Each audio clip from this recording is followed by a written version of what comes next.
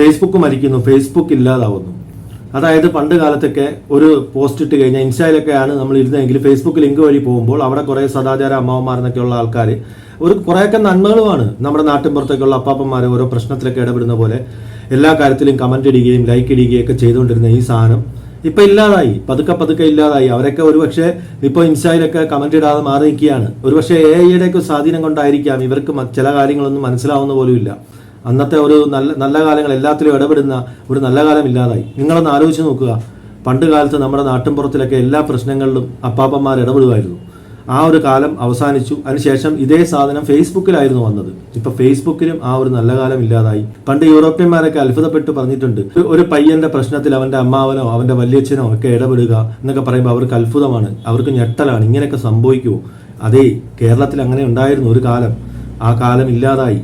ആ കാലം നാട്ടിൻപുറത്തിന്റെ നന്മ ഇല്ലാതായി. അപ്പാപ്പന്മാരുടെ ഇടപെടലും ആ രീതിയിലുള്ള കോമഡികളും രസങ്ങളും ആ സംഭവങ്ങളും ഇല്ലാതായി. അവസാനം അത് ഫേസ്ബുക്കിലോട്ട് മാറി. ഫേസ്ബുക്കിൽ നിന്നും അത് അപ്രത്യക്ഷമായി. അതെ, ഫേസ്ബുക്കിനും മരണമണി വീണിരിക്കുന്നു.